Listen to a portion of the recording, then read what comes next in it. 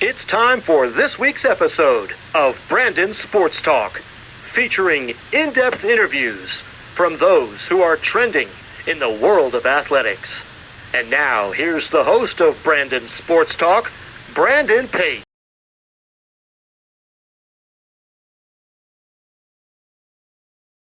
Either is fine with me.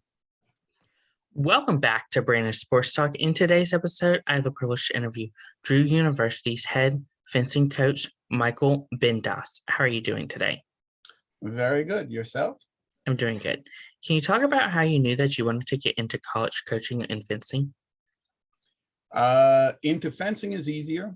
I was always, how could I say it? My family was not a gun family.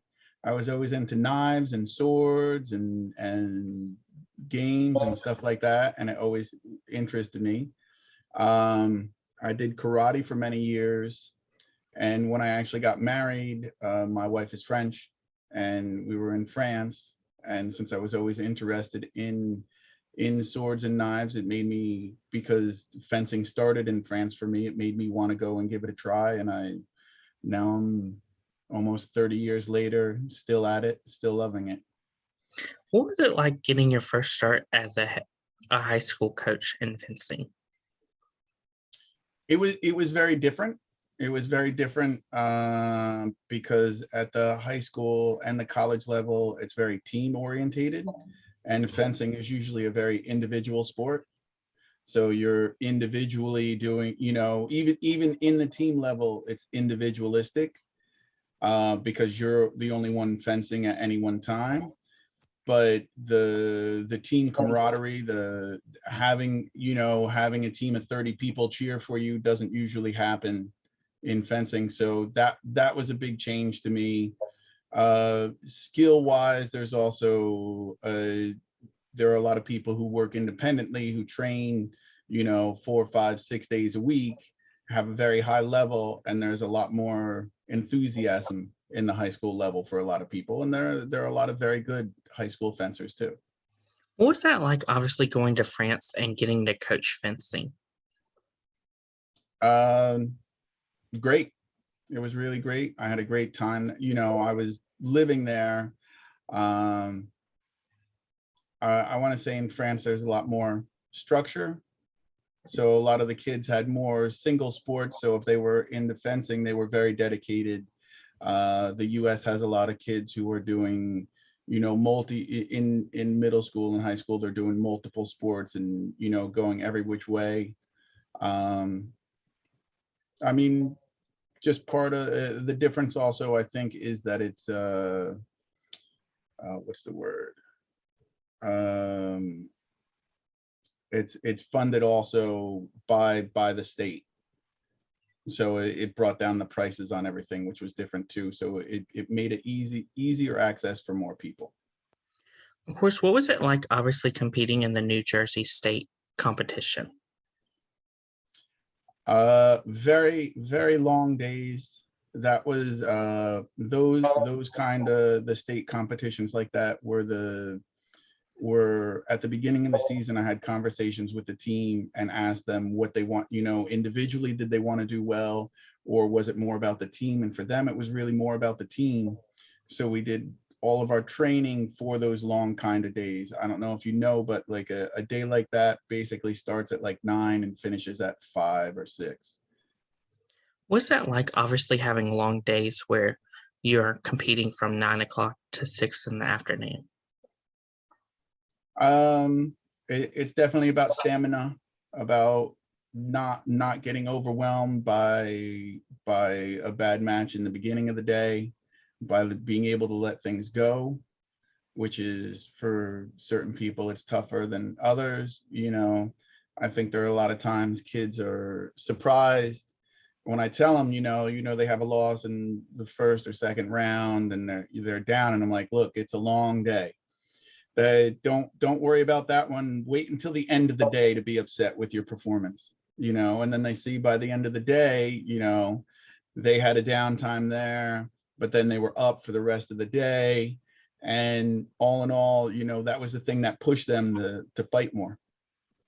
What was it like for you to obviously coach on the high school level fencing? Um,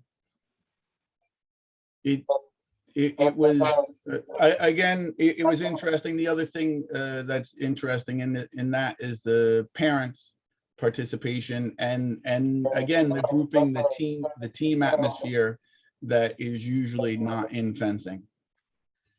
Of course, what was that transition like from going from the high school level fencing to going to college level and going to Drew University?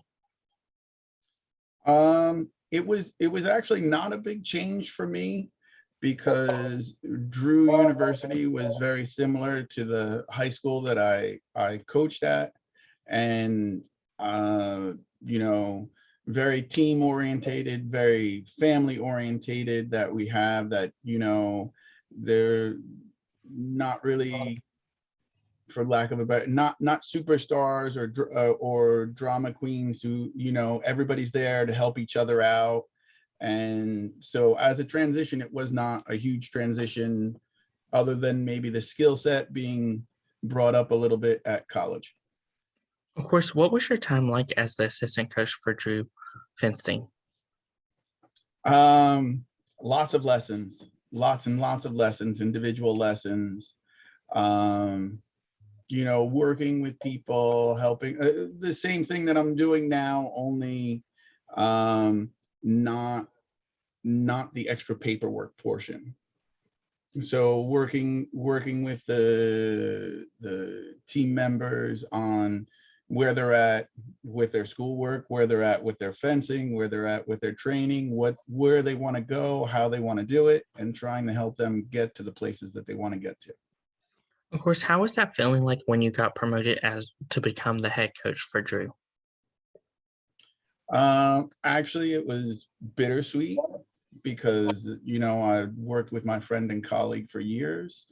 I think I'm the right person for that spot, so that was gratifying, and to be able to slip in and have everything work as well as it did for the rest of the season was really gratifying.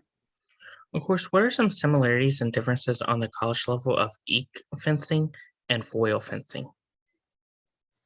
Um, what do you mean by that question? I'm sorry. What are some Like, of the similarities and differences between both types of fencing? both of them are point weapon, so you're only hitting with the point. Foil is a priority based weapon, so you have to jump through hoops to get the touch correctly, and it has a limited valid surface area, so it's only the center body mass. Epee, you can hit anybody from head to toe, anywhere, and as long as your light goes on, you get the touch. Of course, in college fencing, is it more popular to have epee fencing or foil fencing? That really depends upon the season and the year and who comes into each school. Every college or university has different needs on any particular season.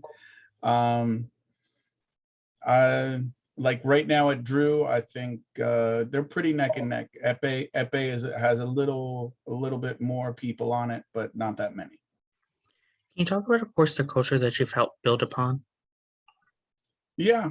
Um, for me, really, you're not going to be a professional fencer, but you're going to be a professional in something. We can make people better fencers at the school, but it's really about having that team camaraderie, because it's, in that 4-year block at college, for some of the students, that's the only time that they're ever going to have that, where they're going to have that camaraderie, that team in fencing, because it's so individual. And I really like for them to be helping themselves, to be helping each other, and to really be a family in that. What does a typical game day competition look like for Drew? We usually have like a 6 a.m. call time at our Simon Forum where we train. We'll probably be on the bus by 6:15, 6:30. Then usually like a 2-hour ride, depending upon where it is, to the venue location. Warm up for like an hour. Then we'll start fencing. Anywhere between 7 to 9 rounds of fencing. which will involve 27 bouts, 9 in each weapon. And we finish somewhere around 5 or 6, come back to Drew, order some pizza and some pasta, let the kids enjoy their pasta and pizza, and go to sleep. And hopefully some of them take a shower. Of course, during the game day, what is that like, obviously having an all-day competition? It is definitely an endurance race. It is not a sprint. It has its highs and lows. You have to manage yourself and watch what you're eating and not eat too much for the athlete and not eat too little. They have to be, attentive to those kinds of things. And really, like I said before, one of the hardest things is just not letting early setbacks set the stage for the rest of the day, because they are long days. Anything can happen. Who are some teams that you face in your conference? NJIT, Stevens Institute of Technology. We have, and on the ladies side, and well, the men's also, we have Johns Hopkins, Yeshiva. What's that like, obviously facing teams like John Hopkins? It is for me personally, I really enjoy it because it's a chance for us to show what we can really do, to fight against people who I would say we're the underdog, considering that, the school, their funding and stuff like that, that we can sit there and go toe to toe with them and have a great day. Of course, what is that like, obviously having fencing where it's a co-ed sport where both the men and the women can fence at the same time? That actually makes it, as a coach, a little more stressful because they're not always fencing right next to each other. So, but as a team, I really enjoy that. I think it makes the team more cohesive, and it hits more, it again brings in that family feeling and lets people, you're able to get support, because when one person is fencing, somebody's not, and they're supporting, it's really, I think it's really fantastic. Of course, during the competition, are there some times where even your teammates will face each other? No, we do not have that, except for if it was conference championships. What's So that normally day to day. I'm sorry. like on the conference championship level? On the conference championship level, it's a little different in that it's three bouts per weapon against the other 3 people. So that happens. So it's a little quicker than our normal 27. And then at the end of that, individuals in whoever finishes the highest or has the most wins ends up, they do another round robin. So there'll be like 9 people, and all those 9 will fence each other. Of course, what does the recruitment process look like for those prospective student athletes looking to go into college fencing? Everybody's a little unique, but all the colleges have a recruit questionnaire somewhere on their athletics page. And that's really the first step, is you fill out that recruit questionnaire and you get into contact with the coaches. There are, I could be mistaken, there are either 43 or 46 varsity college programs in the United States. So if you want fencing, that limits your view of colleges. Of course, when on the road, what are some of the things that you look at in these prospective college fencers? I look for grit. I look for people who are there, who are present, who fight, because it's not always the better technical fencer who wins. It's the person who puts the fight in on every touch. And I look to see also how they do with loss. Are they manageable in their loss, or is it somebody who, they take one loss and you can't coach them for the rest of the day? Of course, when these prospective student athletes come to Drew, what does the official visit look like? In season, we have them come and watch a practice, see what we do. go to dinner with teammates, which is all the team all goes to dinner after practice together, an overnight with one of them, be able to sit in on a class and see what we train, see where we spend most of our time. What's it like, obviously, seeing those recruits fall in love with Drew's University and even the fencing program? And say that again. I'm sorry, you cut out on the first portion of that. What is it like, obviously, as a head coach, seeing them fall in love with Drew University and the fencing program? It's very gratifying because it means that we're doing something right and making it a place where people want to come and enjoy fencing and want to get better as a fencer. Of course, as head coach, what are some of your future plans for Drew's fencing program? I'm discussing that with the kids in leadership right now, which is really, I feel, has to be driven by them, like what they want the program to do. They seem to want the program to get stronger. They want to be, they want to be more and more competitive and, still have a good time, still have that team camaraderie. What advice would you give those high school athletes looking to get into fencing? It's never too late to start. It's a sport for, all ages. It's a lot of fun, and there's always room for everybody. What advice would you give those future college athletes that are looking to get into college fencing?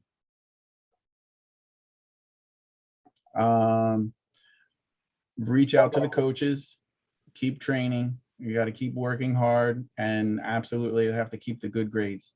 And grades are, they're student athletes. Athlete is definitely the second word in that phrase.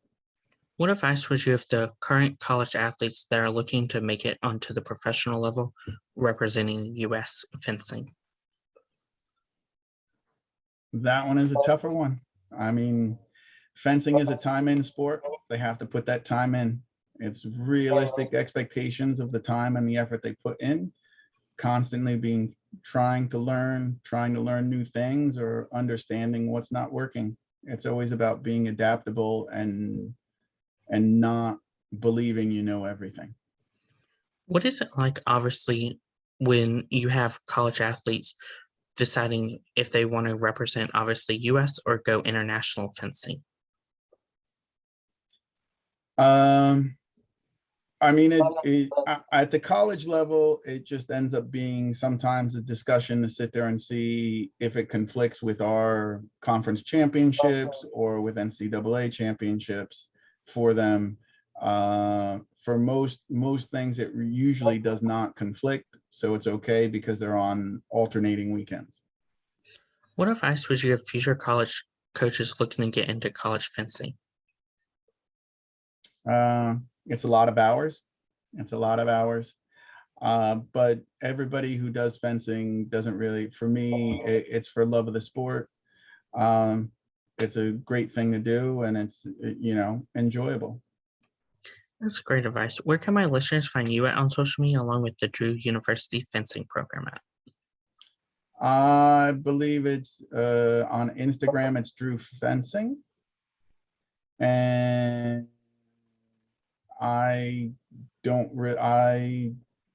have a Facebook that I share with my wife. Thank you again, Coach Michael Bindas, for your interview, and best of luck in your future with the Drew University fencing program. Thank you for having me. You can find Brandon Sports Talk on Facebook at Brandon Sports Talk, Instagram at Brandon Sports Talk, Twitter at Talk_Brandon, and you can find me on YouTube at Brandon Sports Talk. Don't forget to like, comment, and subscribe. Thank you again, Michael Bindas, for your interview, and best of luck in your future with the Drew University fencing. Thank you. You've been watching Brandon Sports Talk. Please feel free to like, share, and subscribe to Brandon Sports Talk on social media and on YouTube.